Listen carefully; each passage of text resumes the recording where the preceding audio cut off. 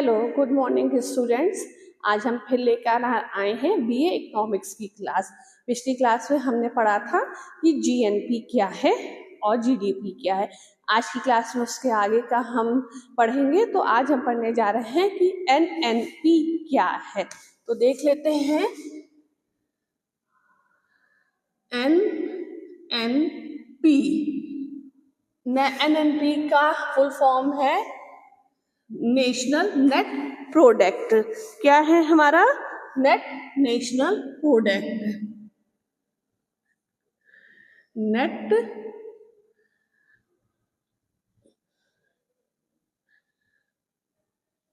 National product, इसको क्या बोलते हैं इंग्लिश में? तो नेट नेशनल प्रोडक्ट बोलते हैं। हिंदी में क्या बोलते हैं? शुद्ध राष्ट्रीय उत्पाद।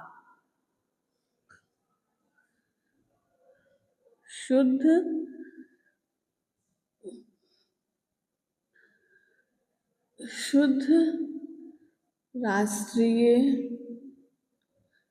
उत्पाद।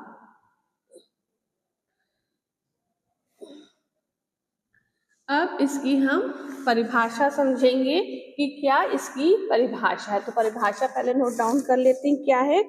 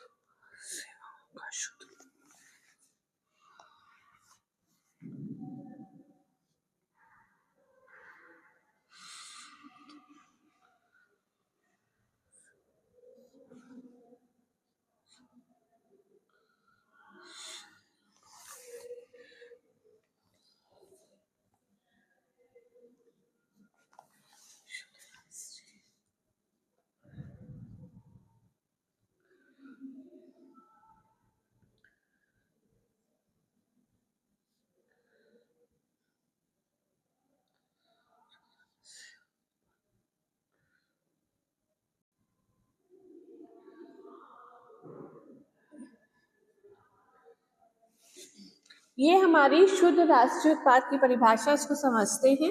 एक देश में एक वर्ष की अवधि में चालू कीमतों पर उत्पादित अंतिम वस्तुओं और सेवाओं का शुद्ध मौद्रिक मूल्य ही शुद्ध राष्ट्रीय उत्पाद कहलाता है, नेट नेशनल प्रोडक्ट कहलाता है। इसका क्या फॉर्मूला है? फॉर्मूला भी देख लेते हैं।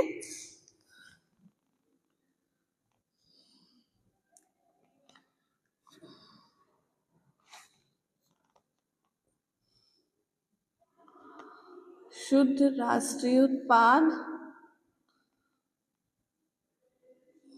इक्वल्स टू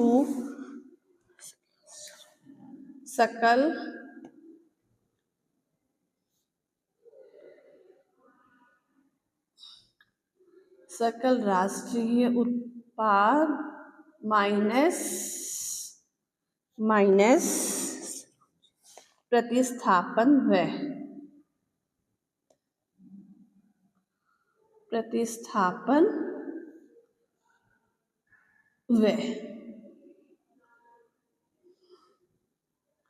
अब ये प्रतिस्थापन व्यय क्या है, ये समझना जरूरी है कि प्रतिस्थापन व्यय क्या है।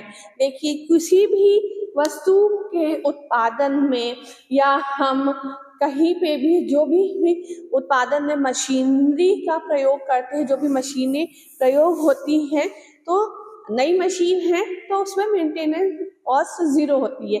लेकिन जैसे जैसे हम मशीनों का प्रयोग करते हैं तो उसमें ऑयलिंग ग्रीसिंग की आवश्यकता होती है, और जो मशीनें ज़्यादा पुरानी हो जाती हैं तो उनको हमें क्या करना पड़ता है, रिप्लेस करना पड़ता है, नई मशीनें लानी पड़ती हैं।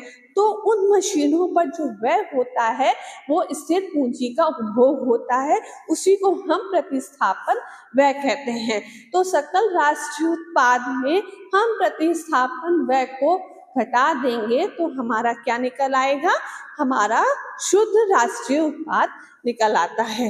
तो ये हमारा क्या था, तीसरा हमारा मेन पॉइंट था राष्ट्रीय आय को मेजर करने का, कि राष्ट्रीय आय नेशनल इनकम में हमारा ये तीसरा फैक्टर है शुद्ध राष्ट्रीय उत्पाद, नेट नेशनल प्रोडक्ट। इसके आगे जो है वो हम नेक्स्ट क्लास में पढ़ेंगे। आज की क्लास यहीं पे खत्म होती है। Thank you.